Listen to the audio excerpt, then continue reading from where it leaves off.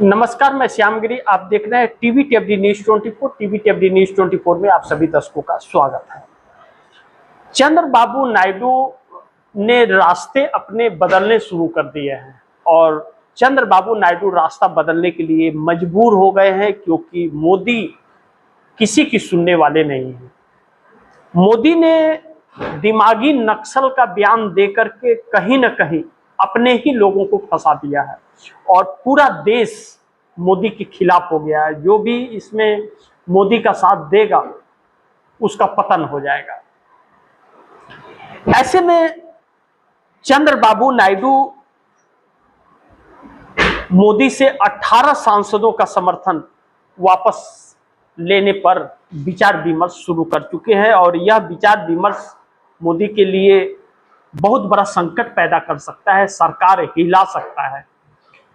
अब इन परिस्थितियों में चंद्रबाबू नायडू कांग्रेस के सीएम रेवंत रेड्डी से मुलाकात करने गए और मुलाकात की। वह चर्चा इस बात की है कि कांग्रेस के बहुत नजदीक चंद्रबाबू नायडू बढ़ रहे हैं, लेकिन आंध्र प्रदेश में छात्र आंदोलन शुरू हो गया है और वह इतनी तेजी से फैल रहा है कि चंद्रबाबू नायडू के बेटे के इस्तीफे मांगे जा रहे हैं। आंध्र प्रदेश के अंदर चंद्रबाबू नायडू के बेटे, शिक्षा मंत्रालय चंद्रबाबू नायडू के पास है। अब है तो पेपर में गड़बड़ी हो रही है हर जगह और पूरे देश में बच्चे आंदोलित हैं, तो आंध्रा नहीं बच सकता है और चंद्रबाबू नायडू टारगेट पर है। सवाल यह है कि चंद्रबाबू नायडू के वोटर्स जो हैं वही वोटर्स उनसे दूर भाग रहे हैं, जो चुनाव हार जाएंगे ऐसे में, और चुनाव हार गए, सत्ता नहीं आई तो चंद्रबाबू नायडू के लिए बहुत मुश्किलें पैदा हो जाएगी। अब ऐसे में चंद्रबाबू नायडू से मुस्लिम वर्ग साथ छोड़ रहा है, चंद्रबाबू नायडू से युवा साथ छोड़ रहे हैं, मजदूर साथ छोड़ रहे हैं, समुद्री किसान बहुत काफी नाराज हैं। तो चंद्रबाबू नायडू के सामने रास्ता यह है कि या तो चंद्रबाबू नायडू मोदी का साथ छोड़ दे या तो फिर जो हो रहा है होने दे, चुनाव में जो होगा देखा जाएगा।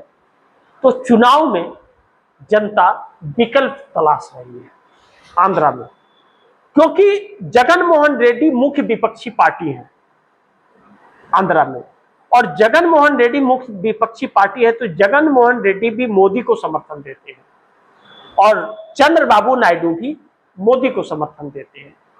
ऐसे में कांग्रेस का जनाधार आंध्र प्रदेश में अचानक बढ़ने लगा है।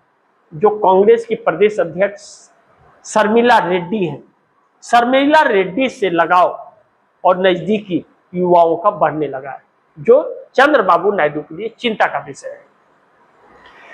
अब ऐसे में चंद्रबाबू नायडू या तो कांग्रेस के साथ चले जाए, मोदी का साथ छोड़ दें, तो अब चंद्रबाबू नायडू की पार्टी के अंदर अब विचार एनडीए छोड़ने पर होने लगा है और वह अब चंद्रबाबू नायडू बहुत ज्यादा दिन तक रिस्क इसलिए भी नहीं ले सकते एनडीए छोड़ने का कि गांव-गांव तक आंदोलन पहुंचने लगा है।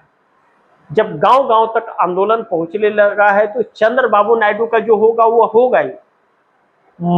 पीएम मोदी बड़े संकट में आ रहे हैं। भारतीय जनता पार्टी का वजूद गांव तक पहुंचने में बरसों लग गए।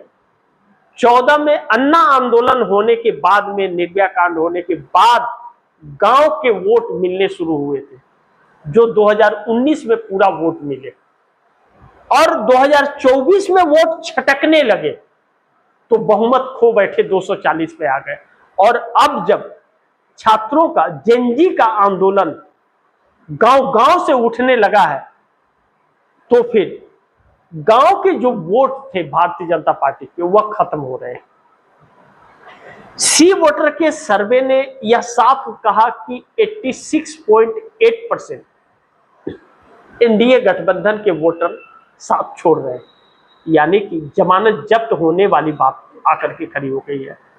तो जो एसआईआर हुआ, एसआईआर भी किसी काम का नहीं रहा। तो अब चंद्रबाबू नायडू जब एक फैसले की तरफ बढ़ रहे हैं एनडीए गठबंधन का साथ छोड़ने के लिए, तो एक मौका मोदी सरकार को चंद्रबाबू नायडू ने दिया। कि अमित शाह का इस्तीफा जल्द से जल्द ले लीजिए, वरना हमें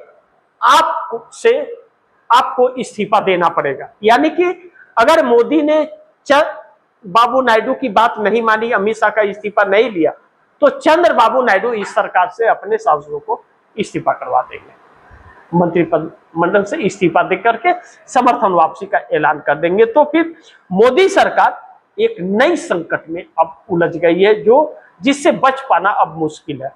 चंद्रबाबू नायडू अपने बेटे को बचाने के लिए मोदी का साथ किसी भी वक्त 18 सांसदों के साथ छोड़ सकते हैं।